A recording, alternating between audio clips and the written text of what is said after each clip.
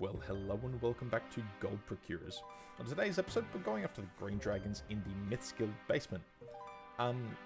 So to get there, you need to obviously finish Dragon Slayer Part 2, which is a bit of a requirement, but, you know, wanted to see how they go.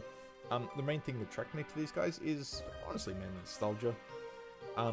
It's also a good opportunity to train our stats up. It's looking a bit green at the moment on the old stat sheet, but that's alright. The nostalgia of killing green dragons, you know, really drawing me back to them. I know I personally made my first mill in the game actually killing green dragons in the wilderness, and I imagine many other people actually did the same thing.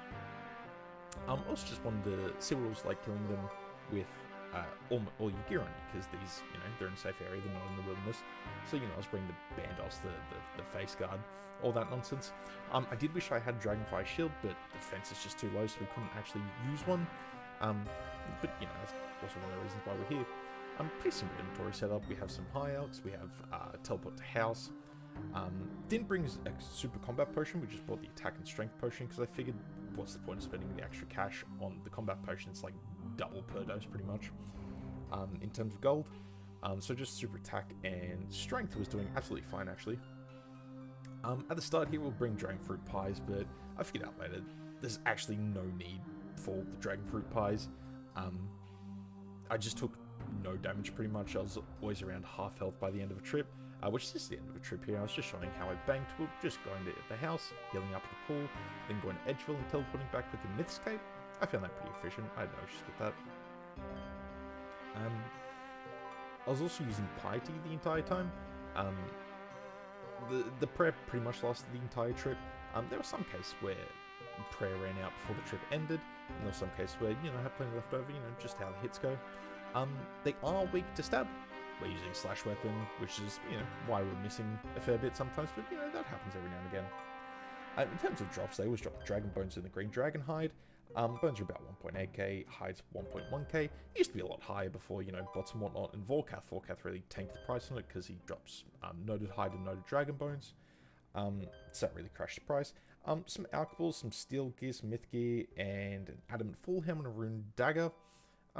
You know, that's slowly added up over time for sure. That's why we brought the hierarchs. They dropped some runes, some nature runes, some lore runes, some fires and waters. We actually got like 3k waters by the end, but I wasn't picking any of them up. Some herbs. The herb drop tail is pretty looking. It's nothing special. The best thing on there is a Ranar, which, you know, we did get a couple. I think we got 10 in total. They dropped various amounts of coins. Nothing special there. A bass, some adamant ore. How special. In Soul Dragonhead, that's always a cool drop. That's about a 6k drop if you can get it. And hard clue scrolls, there are 1 in 128, which is quite nice. You know, I like a monster that drops a clue scroll. Who doesn't? Just breaks up the monotony of killing stuff. So we did get a couple of those over time, and anytime I would get one, I'd do the same thing. I'd go bank, pause timer, finish a clue scroll, come back and get on with things.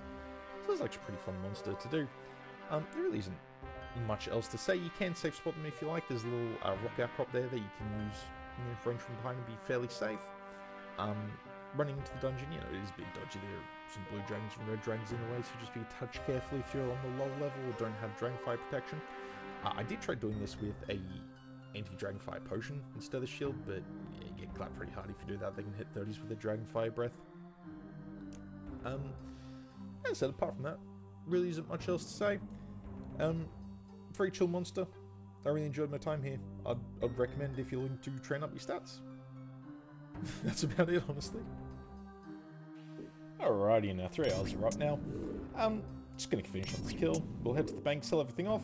We'll talk about some numbers, talk about how much gold we made, how many kills per hour. See you in a sec. So we sold everything off and resupplied. There wasn't really much to the supplies, it was just some super attacks and super strengths. With everything sold off, we got 1.6 mil in 3 hours. I'm quite chuffed with that. That's about 537 mil an hour after supplies. Again, not that was much. We killed 497 dragons in total, so that's about 165 an hour. Really happy with that too. That was actually more than I thought it would get. We managed to snag 4 hard caskets. That's a bit above rate, so you can expect reasonably 3 an hour. We got 4. That's not bad. They open on average for 141k. I'm not going to be opening them here, saving that for something special. But you can basically add another 500 mil, but over to that total if I did open the caskets. Again, if it was on average. Caskets are a bit all over the place. But honestly, it was pretty chill grind. I was quite happy with it. It was less AFK than I would have liked, just because you do kill them so quick. So there's a lot of look at the arm clip in there. There was a lot of picking out the dragon bones and hide, but honestly, that's not that big of a deal. You know, I enjoyed the grind for what it was. Honestly, I'd give it probably 6.5 out of 10. Realistically, I did finish Dragon Slayer 2 to get to them, so there are probably better methods at that point, but my stats are still quite low, so for what they are, you know, getting 500k an hour, I'm pleased as punch with that. So 6.5, I reckon, is a reasonable rating for the dragons. And if you want some just AFK, well, semi-AFK, melee training, that's just green dragons. Good amount of cash. Yeah, that's all I have. If you've enjoyed the video, please leave a like and subscribe. It really helps with motivation. And if you have any suggestions for things for me to test, feel free to leave it in the comments. Now, till next time, champions. Bye.